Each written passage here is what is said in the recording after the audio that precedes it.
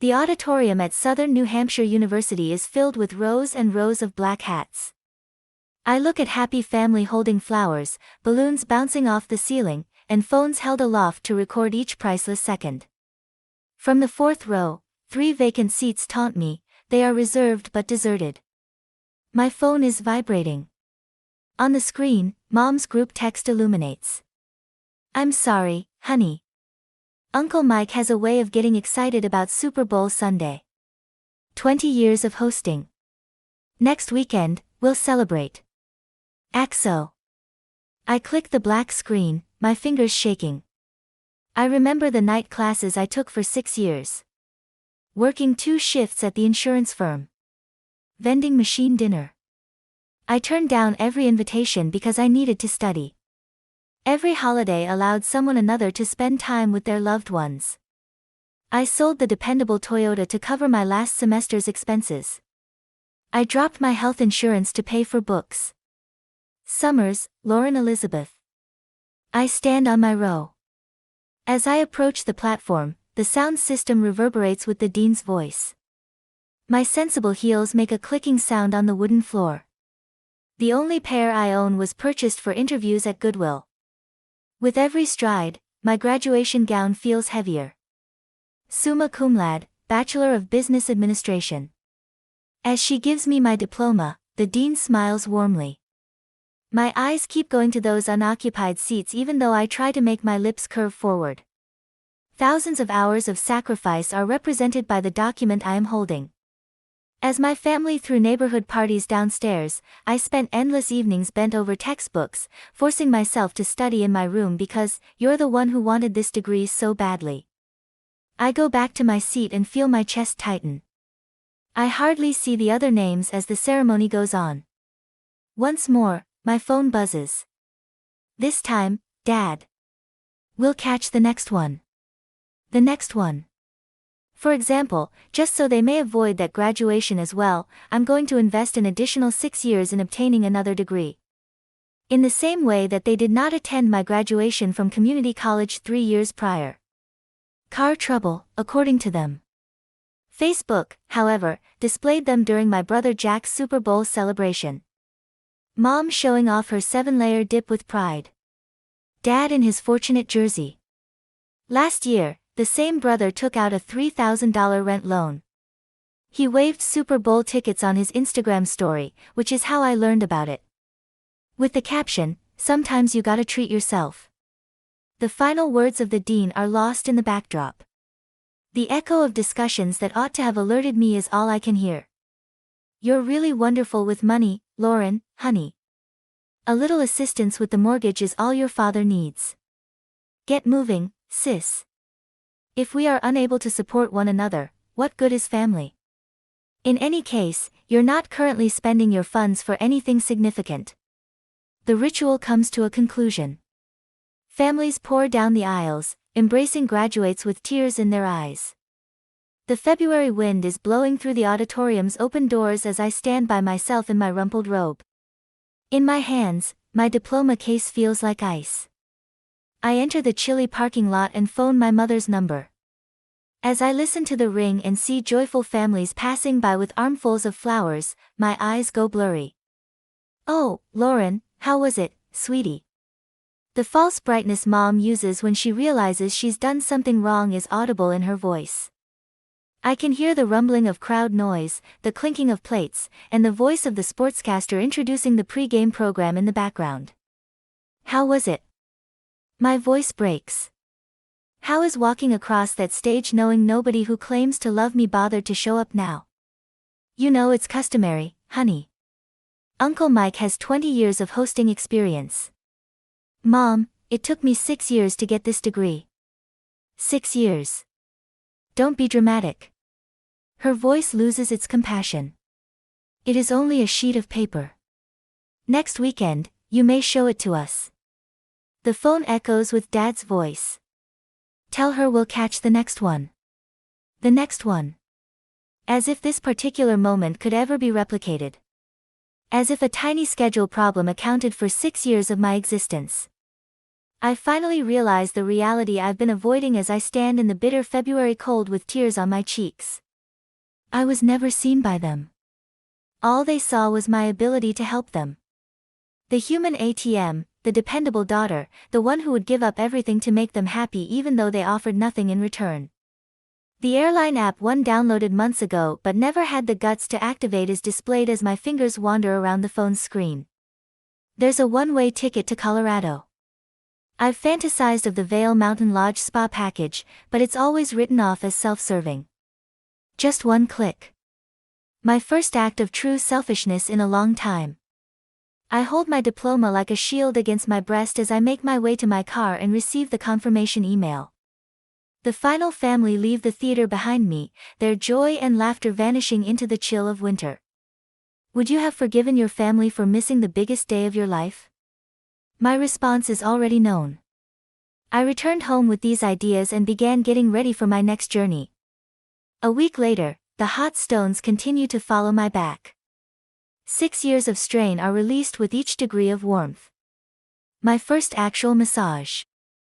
3 textbooks last semester might have been purchased with this present to myself. Once more, my phone rattles on the wooden table next to me. 13 times in 2 hours. Would you like me to put that in airplane mode for you?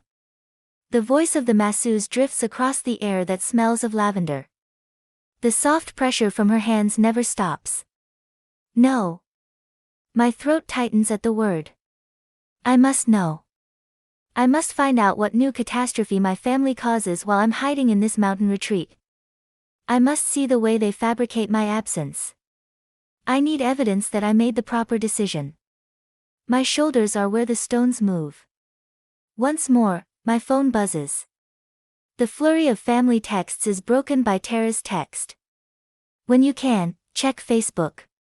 You must. The massage stops too fast. I wrap myself in the luxurious robe that Vail Mountain Lodge has given me. I unlock my phone with trembling hands. 3 voicemails. 14 texts. The subject line of one email said, "Your mother is crying." My mother's voicemail comes first. "Lauren, my dear, we're a touch short this month, as much as I hate to say it. Just $500 is needed for food. You are aware of the current state of pricing. Dad's message follows. Princess, remember that loan I mentioned? The bank needs a cosigner. Nothing to worry about, just a formality. Call me back." Jack's voice drips with familiar manipulation. "Sis, you'll never believe what happened. Lost my wallet at Uncle Mike's. Need to borrow some cash until payday. Don't tell Mom and Dad. Okay." My finger hovers over Tara's message. The robe suddenly feels too warm, too confining. I open Facebook. The first post punches the air from my lungs. Mom's perfect 7-layer dip arranged on Uncle Mike's coffee table. Another successful Super Bowl spread. 20 years of tradition. The timestamp matches my graduation ceremony. Jack's post follows.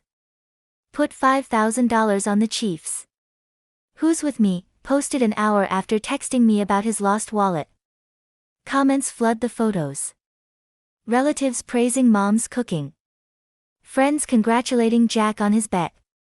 Dad sharing links to next year's Super Bowl packages.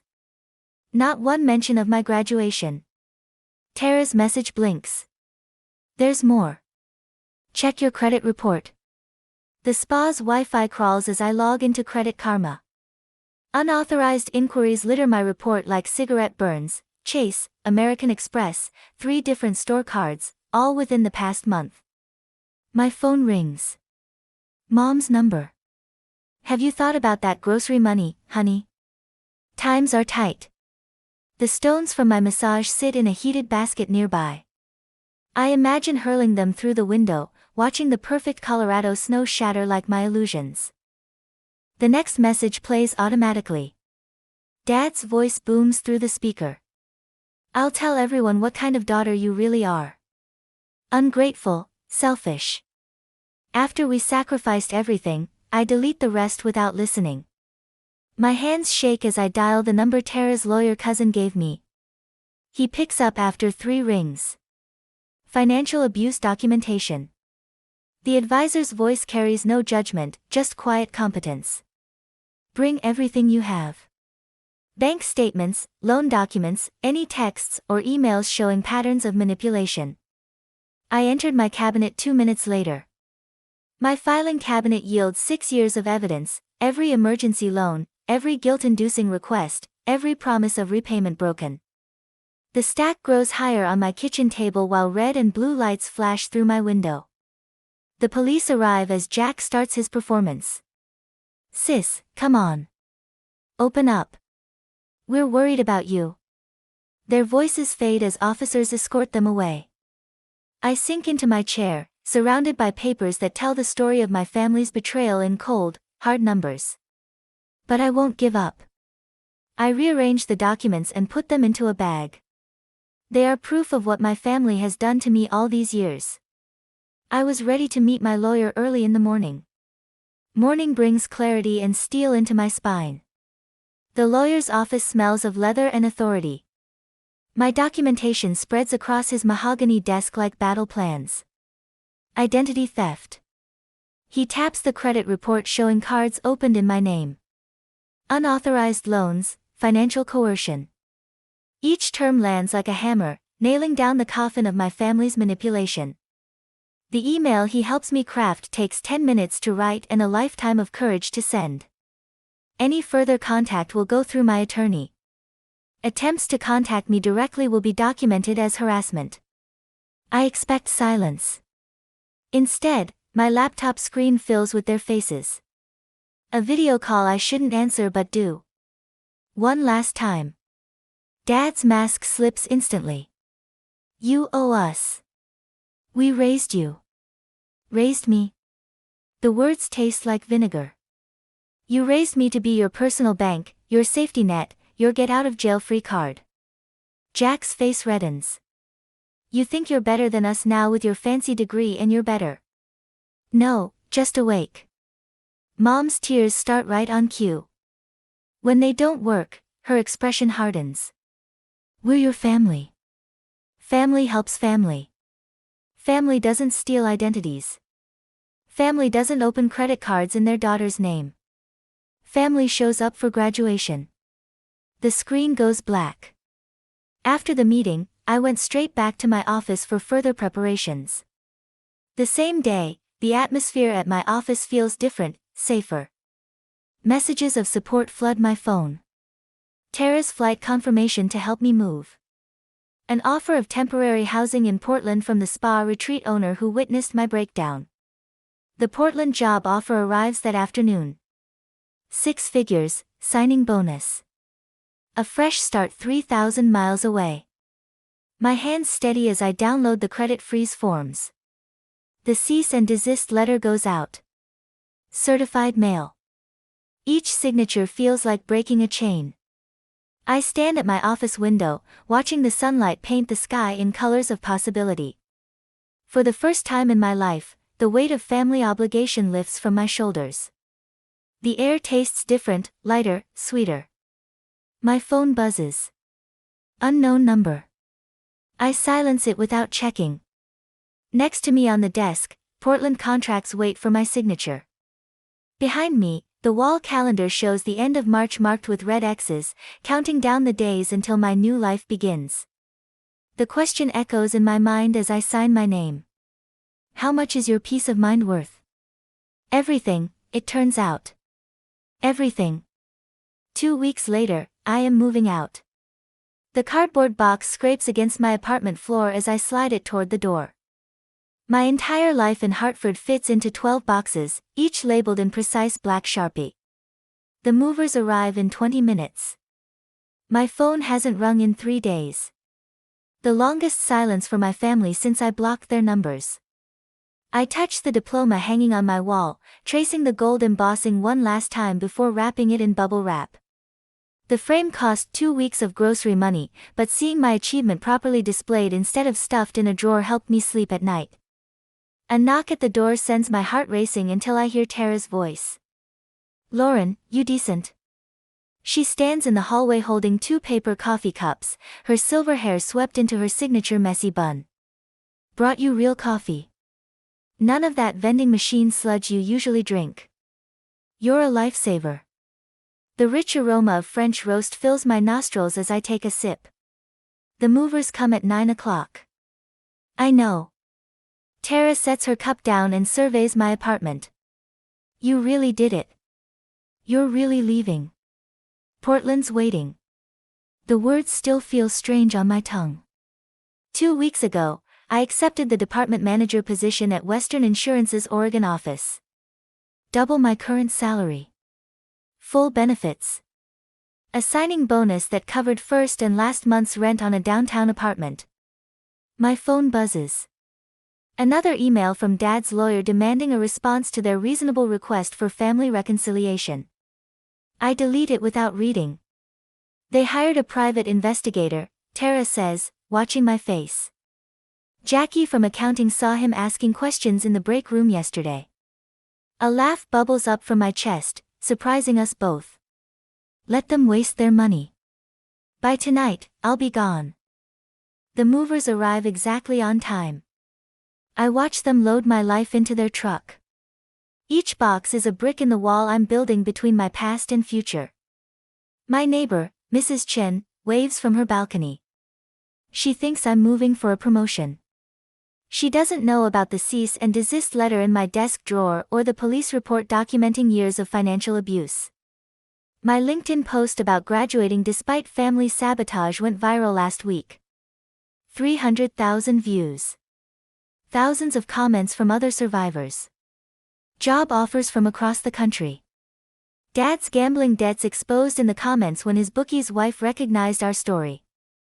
Brother Jack's embezzlement from Uncle Mike's construction company revealed by a former employee. The professional community that ignored my family's social media smear campaign embraced me instead. Women in finance, corporate mentors, survivors of financial abuse who recognized their own stories in mine. Thoughts take me to my new apartment in Portland, waiting above the city lights, secured through my future coworker Amanda's real estate connections. The women's professional network there already added me to their leadership committee. My therapist connected me with a support group that meets Tuesday nights. Miss Summers. The head mover brought me back to reality.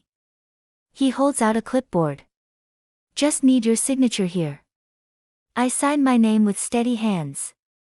Through the window, I watched them load the last box, the one containing my mother's china.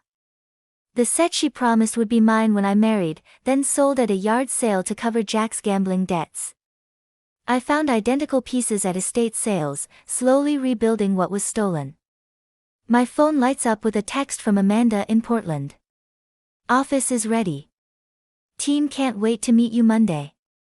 The promotion blindsided my family. Department manager at 30. The position Dad always claimed I'd never qualify for without his connections. The job Jack expected would be his once he put in his time. Tara helps me do one final sweep of the apartment. Under the sink, I find Jack's old baseball trophy. One he threw at my door the night I refused to co-sign his car loan. The glass base shattered, leaving the golden player eternally pitching to no one. Want to keep it? Tara asks. I drop it in the trash. The hollow thunk echoes through the empty apartment. My phone buzzes again. Uncle Mike's name appears, the first family member to contact me directly since the restraining order. Lauren, his voice sounds older than I remember. I saw your post about graduation day, about the Super Bowl. Uncle Mike. 20 years I hosted that party. 20 years your father used my house to place bets with his bookie buddies. Your brother's stealing from my company to cover his losses. He pauses. I'm shutting down the party permanently, and I'm pressing charges against Jack. Tears blur my vision as I thank him and end the call. Outside, the moving truck rumbles to life.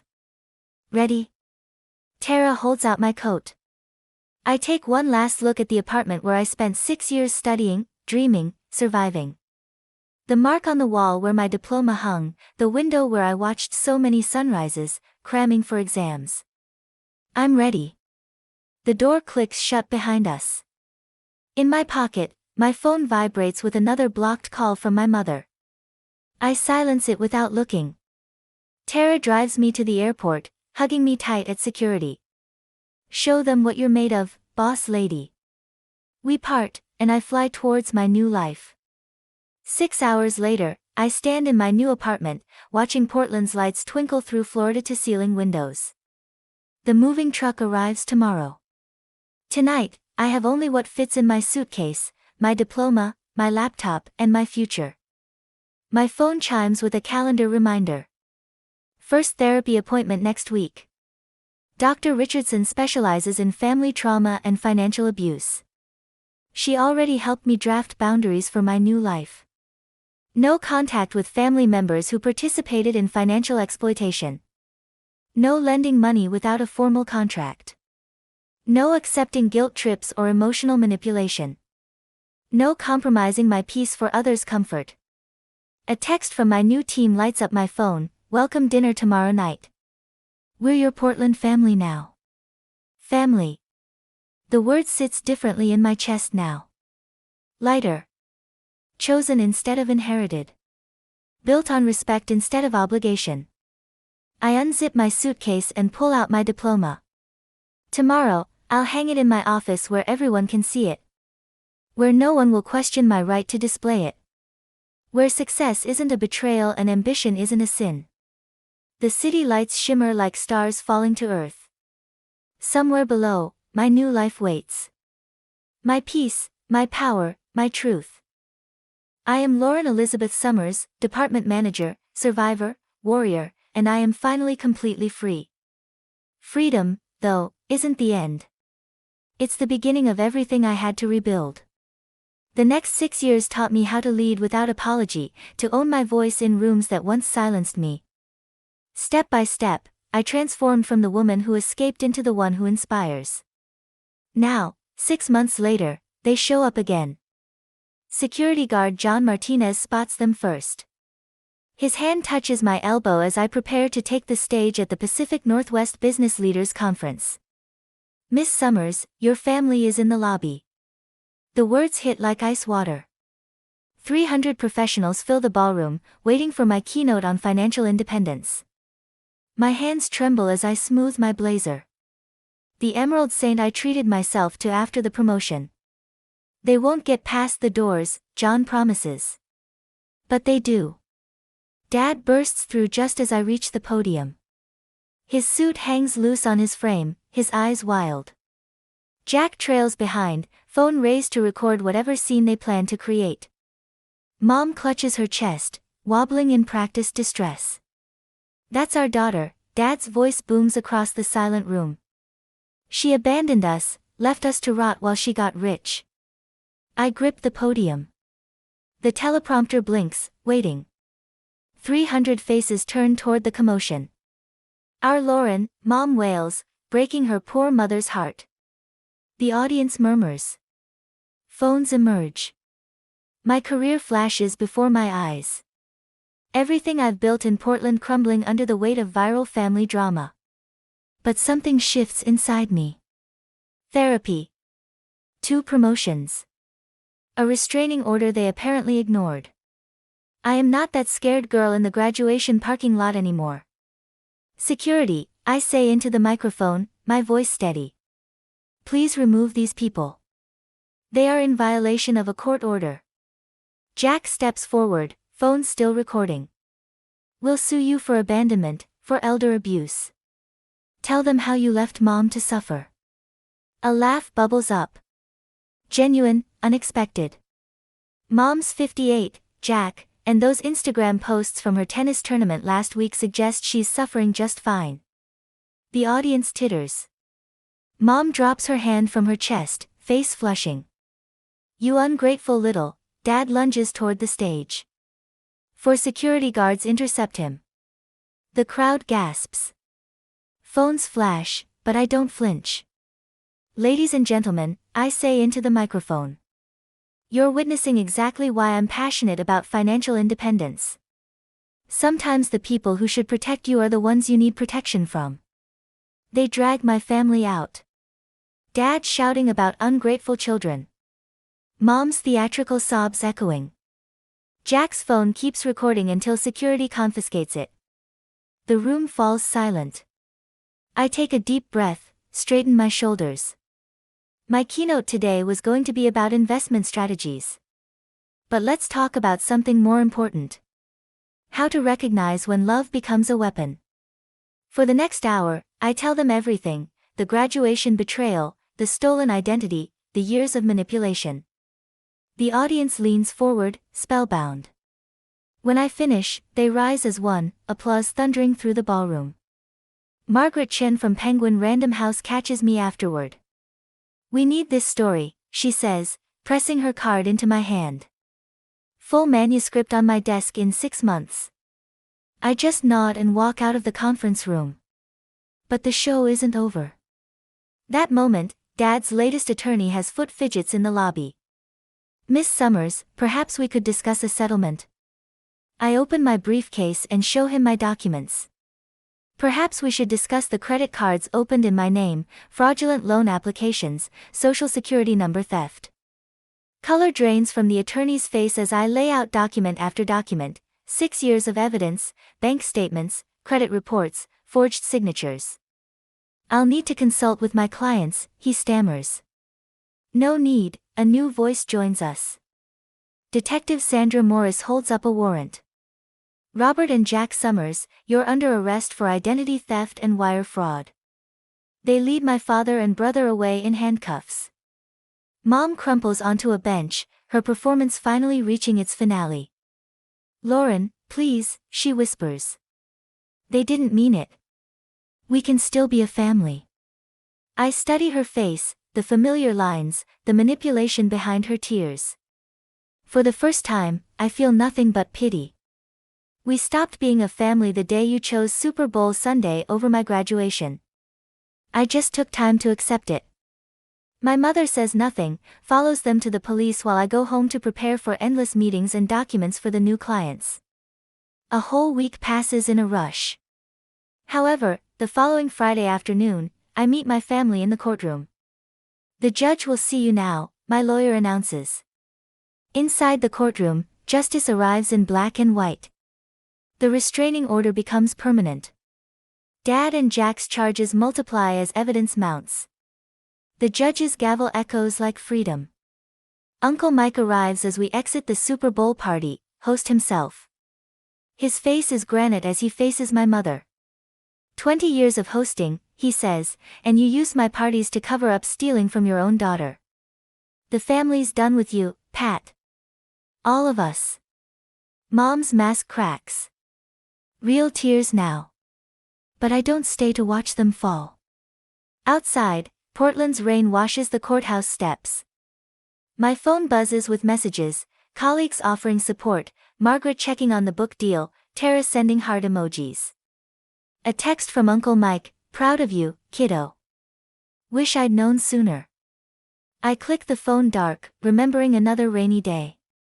Another phone full of excuses. The frightened girl in the graduation parking lot feels like a stranger now. The courthouse doors open behind me. Detective Morris emerges with evidence boxes. "You okay?" she asks. I tilt my face to the rain. "You know what? For the first time in my life, I really am.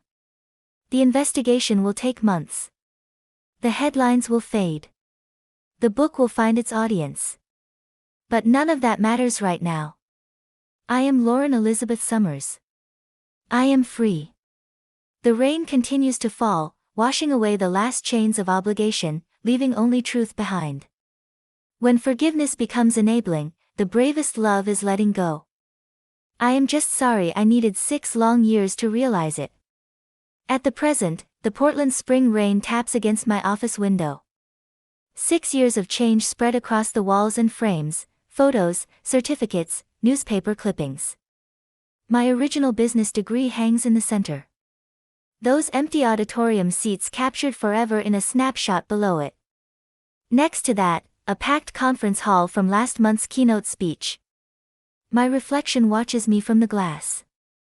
Shoulders straight, chin high. The door opens. Sarah, my newest mentor, clutches a thick folder to her chest. The bank statements you asked for, she says, her voice trembling. Dad opened 3 credit cards in my name. I gesture to the chair across from my desk. The leather creaks as she sinks into it, shoulders hunched, exactly like mine used to be. You're already ahead of where I was, I tell her. You caught it early. Her eyes drift to the wall of photographs. Will I ever stop feeling guilty? The question echoes through 6 years of therapy sessions. Dr. Patterson's voice comes back to me. Guilt is the ghost of expectations we never chose to carry. The guilt changes shape. I say it becomes something else, something stronger. The intercom buzzes. Miss Summers, your 4 o'clock is here early. The scholarship committee. I smile at Sarah. Want to sit in? See where this path can lead? She nods, spine straightening just a fraction. The conference room fills with board members, successful professionals who've become my chosen family. Tara, my best friend since that first devastating graduation day, takes her usual seat beside me. Under the table, she squeezes my hand. The Lauren Summers Scholarship Fund, I begin, will provide full tuition for survivors of family financial abuse. My voice carries strength I once thought impossible. Every recipient receives mentoring, legal support, and trauma counseling. The projector illuminates our first-year goals. My hand touches the diploma in my pocket, the one I earned 6 years ago. Master's in Business Administration. This time, every seat held someone who chose to be there. Who chose me?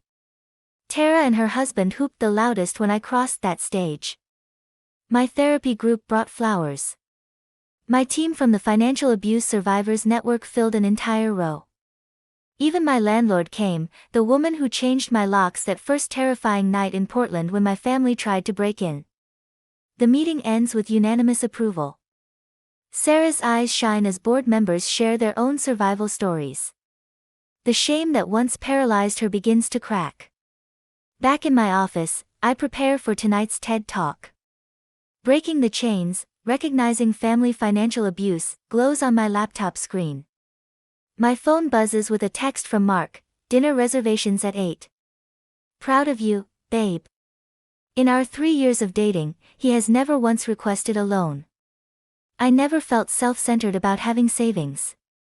I've never wondered why I maintain different accounts. As I pack up, the fall light disappears behind the skyscrapers of Portland. One more picture of last year's Friendsgiving feast is displayed on my workplace wall. My dining room table was filled with 20 survivors who had become family. All of them are healing, some smiling, some sobbing. On the desk, my treatment diary is open. Peace isn't the absence of conflict, says today's entry.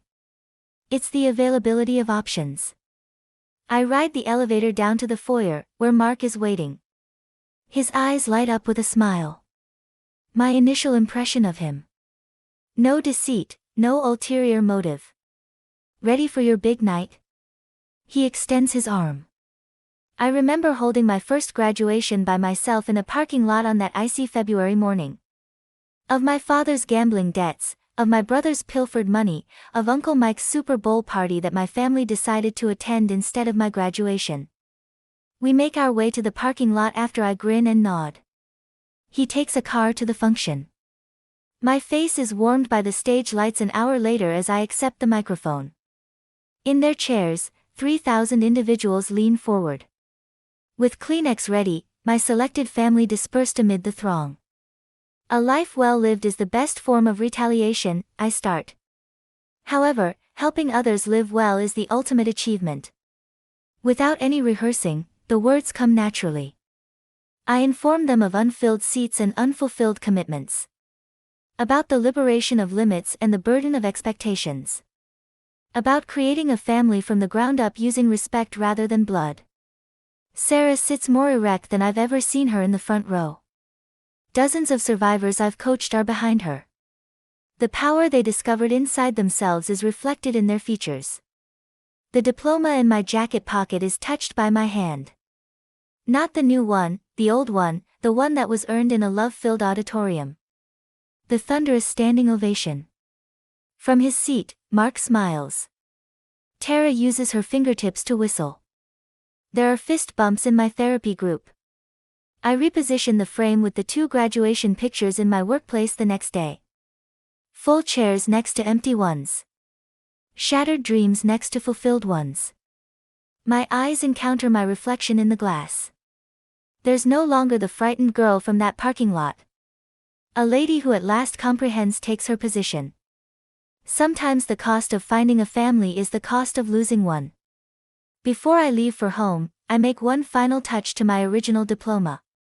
Another survivor will be at my door tomorrow. Another opportunity to use suffering to gain power. Sarah texts me on my phone, saying, "Thank you for showing me what's possible." For words that took me years to master are typed back with a smile, "You were always possible."